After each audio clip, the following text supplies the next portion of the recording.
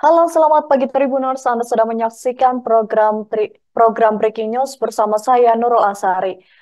Gerakan perlawanan Islam atau Hamas baru-baru ini menulis surat terbuka yang ditujukan untuk masyarakat dunia. Surat itu berisi laporan lengkap mengenai operasi Banjir Al-Aqsa yang diluncurkan oleh faksi militer mereka Brigade Al-Qassam. Dikutip dari Chronicle.com, surat itu diterbitkan pada Minggu 21 Januari 2024. Surat terbuka berjudul Narasi Kami Operasi Banjir Al-Aqsa itu dijelaskan beberapa hal seperti latar belakang operasi Banjir Al-Aqsa, beberapa tuduhan Israel, kemudian siapa sosok Hamas, dan lain sebagainya. Adapun laporan lengkap tentang operasi Banjir Al-Aqsa tersebut bukan bermaksud untuk meminta maaf, melainkan untuk mengklarifikasi informasi kepada masyarakat mengenai kejadian pada tanggal 7 Oktober 2023. Dalam surat tersebut dijelaskan hal yang melatar belakangi terjadinya Banjir Al-Aqsa karena penderitaan yang dialami warga Palestina selama beberapa dekade, di mana Zionis telah merebut wilayah mereka warga Palestina sejak 1948. Pasukan pendudukan Israel pun telah membunuh lebih dari 11.000 warga Palestina pada tahun 2000 hingga 2023. Namun sayangnya pemerintah Amerika Serikat dan juga sekutunya tidak memperhatikan penderitaan rakyat Palestina selama beberapa tahun terakhir, namun justru mereka menutupi agresi Israel.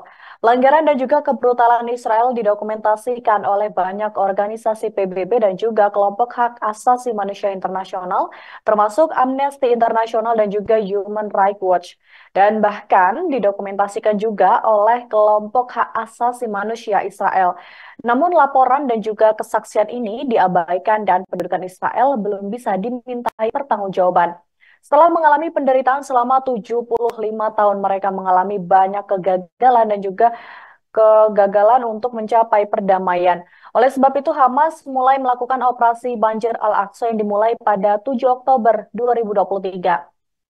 Momen ini menjadi langkah penting sebagai respons normal untuk menghadapi semua konspirasi Israel terhadap warga Palestina.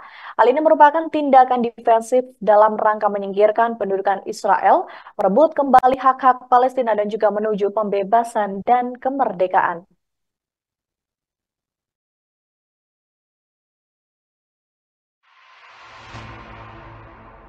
بسم الله الرحمن الرحيم. هذه روايتنا. لماذا طوفان الأقصى؟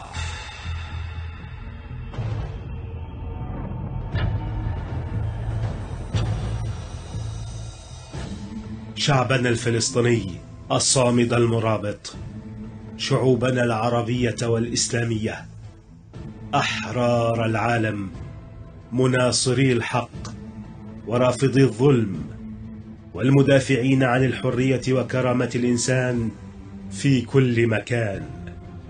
في ظل استمرار العدوان الإسرائيلي على قطاع غزة والضفة الغربية، ومع مواصلة شعبنا خوض معركة الحرية والكرامة والانعتاق من الاحتلال، وتقديمه أروع الأمثلة في البطولة والفداء والصمود في مواجهة آلة البطش والعدوان، نود أن نوضح لأبناء شعبنا وأمتنا وأحرار العالم حقيقة ما جرى.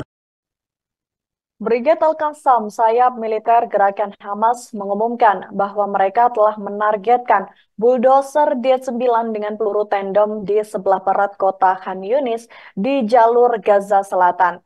Serangan itu dilakukan pada Senin 22 Januari 2024. Brigade juga mengatakan bahwa pesawat Israel membom sebuah tank miliknya dan menghancurkannya beserta dengan isinya setelah menjadi sasaran Al-Qassam ketika sedang menghadapi pasukan penyelamat. Sementara itu, di sebelah barat kota, pejuang Al-Qassam juga menargetkan anggota pasukan Israel dengan rudal anti-personil. Serangan itu menyebabkan tentara Israel tewas dan terluka. Pada kesempatan yang sama, Al-Qassam juga mengumumkan bahwa sniper Hamas telah menargetkan sebuah bangunan di mana pasukan Israel telah bersembunyi. Satu orang dikabarkan tewas dan terluka di sebelah barat Gaza. Berita tersebut mengatakan bahwa mereka menargetkan pasukan Israel dengan rudal anti-personil di sebelah barat kota Khan Yunis yang membunuh dan melukai anggotanya. Al-Qassam menyiarkan gambar yang menunjukkan drone mata-mata Israel dan juga mengatakan bahwa pihaknya telah menyita pesawat tersebut dalam operasi intelijen di jalur Gaza Utara. Brigade Al-Quds juga menyiarkan adegan operasi menembak J-2 tentara Israel di sebelah timur Camp Bureij. Pernyataan Brigade Al-Quds mengindikasikan bahwa sebuah kendaraan militer Israel menjadi sasaran peluru RPG di pusat kota Khan Yunis.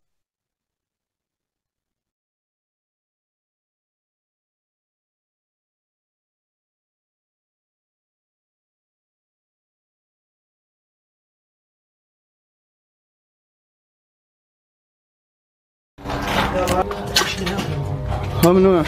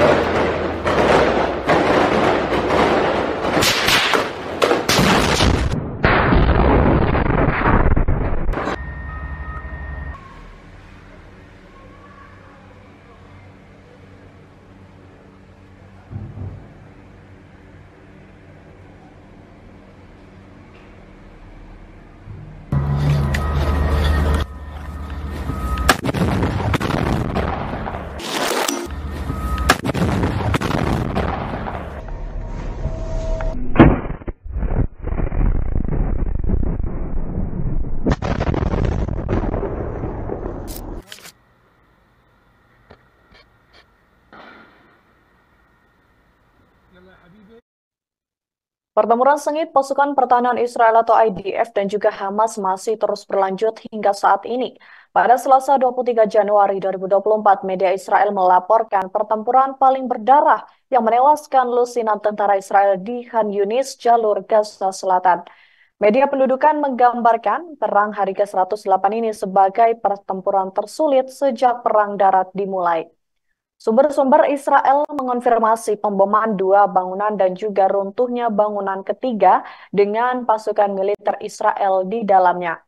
Serangan itu menyebabkan 22 orang tewas dan terluka. Adapun dalam serangan ini, tentara Israel mengerahkan 4 batan untuk beroperasi di Khan Yunis. Mereka diantaranya berasal dari Brigade Givati, pasukan komando, pasukan terjun payung, dan juga Batalion 7. Mereka mengklaim bahwa pasukannya menggerebek puluhan bangunan dan markas besar Hamas.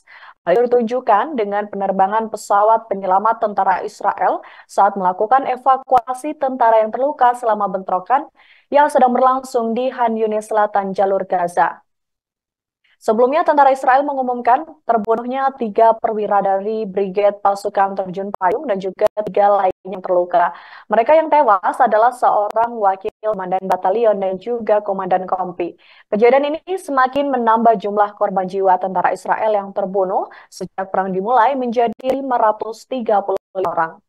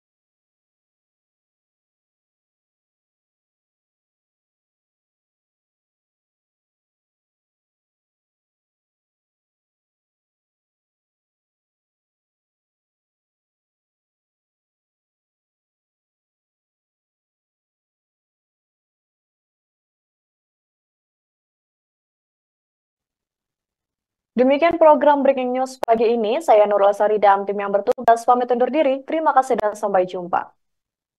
Download Tribun X sekarang. Menghadirkan lokal menjadi Indonesia.